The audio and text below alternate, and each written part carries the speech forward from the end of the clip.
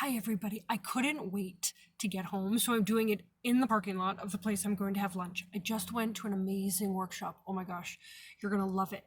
I bought the book, I bought the CDs, and know that I never buy the book. I always buy the book like online because you could save money and all that stuff. I bought the book. Okay, it's called No Such Thing as a Bad Kid.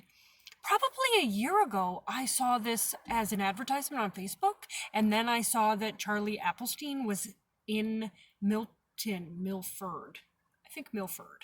New Hampshire, and was like, I'm totally going. First of all, he's amazing. He's funny, which is important. Otherwise, I get really bored. He's wonderful. It just made me think, oh my gosh, this is what I've been doing the whole time, and I need to keep doing it. And now I have an even greater passion, if you could believe it. I know that's crazy to think about, but I wanted to go over, I don't know, what do I have here? 1, 2, 3, 4, 5, 6 things that I learned that I think will really help you like go from today to tomorrow. If they only work one time, at least they work one time, right? And keep doing them. You know where to find me if you need help. So here's the first one. My attitude as a teacher, as a parent, as a behavior consultant is the place to start. And my attitude can become motivation for kids. So I go into a lot of schools and the attitude is, to be quite honest, piss poor. We all have to figure out, right? Charlie said we're a piece of the pie and everybody gets an equal slice. I never thought of it that way, nor put it that way, but I think that's wonderful. Like, every kid's going to get an equal slice of me being at my very best, even if I don't want to be. Okay, so that's number one. Feeling good for it, when children feel good or when we feel good, that is better behavior. If you think about it, if I feel terrible, well, what if I got up and I felt sick this morning, or I had a fight with Brennan or my husband, and then I had to go to this workshop? I promise you, I would not be doing this in my car on the way to lunch. I would have just been like, oh, I'll do it later. And I feel so good that I'm going to go eat lunch by myself. I'm going to have coffee. Watch out. You're lucky this didn't happen after coffee. And it's Friday. It's beautiful. I'm ecstatic. I just can't even believe it. So feeling good equals better behavior. So remember that with the really hard kids, with the really hard behaviors. And to help them feel good, right? Back to our attitude and causing it to be their motivation. Humor is key. He said, what did he say? Research out of Stanford that when there is humor in the classroom, there is an increase of learning of 700%. 700%. Why do kids like me when I go in? Because I'm funny. And I've always said that, and people are like, big deal. Yeah, it's a big freaking deal. It's a big deal. 700%. Bam. All right.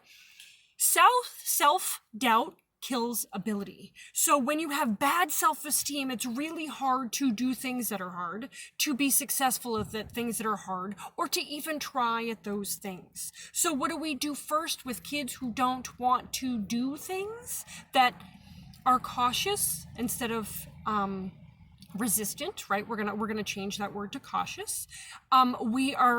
We're going to help their self-esteem little by little by little, which is the next one. Celebrate little successes. I always say, if you're a kid who, when you're mad, you throw things, and I am trying to teach you to take a deep breath and walk away, that's big. That's a big gap.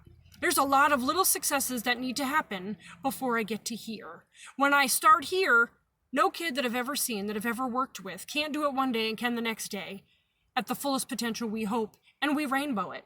You only get something, you won't, right? You know how I feel about that. You only are successful when I do this, when I rainbow it. Don't rainbow it. Little successes. You have to celebrate the little successes. Okay, the last one is, which made me cry in the workshop, is that a lack of friends is a big thing for kids who act out. So kids who act out, and I've seen it all over the place, I guess I never thought of it, is that if you ask a kid who acts out, who is the bad kid, know that I did this because I don't like that terminology, but that's what I hear all the time. When you're the bad kid, do you think that kid has connection with someone who is their best friend, who is gonna pick them up and lift them up when they fall down?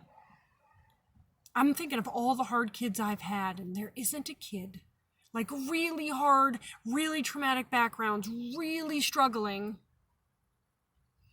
that have had a best friend that has that social connection, that has that one friend that makes a difference. And then that's when I cried. I was like, oh my gosh. So again, then it comes back to our attitude and how are we going to build friends and make friends and help these kids, right? Because then when you have friends, then what happens? Self-doubt goes away. Then you don't have to rainbow it because you're making those little changes. And hopefully through all that you have humor. I hope that helped. The 6 things. This is the book again. No Such Thing as a Bad Kid. Charlie Appelstein. He's a wonderful. It's like, are you guys ready? It's 500 pages. You know me, I'll probably get to chapter 2 and then have to take a break for like 4 years. I'm so excited. I hope some of these helped. I hope maybe you can sit and think about them and then Monday you can start incorporating them. Practice your humor over the weekend. That's a good time to do it.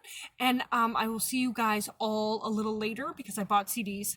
And there is some great stuff on the CDs that I'm going to do with Brennan. And I have a wonderful outfit to wear. So stay tuned. It's going to be awesome. Love you guys. Happy Friday.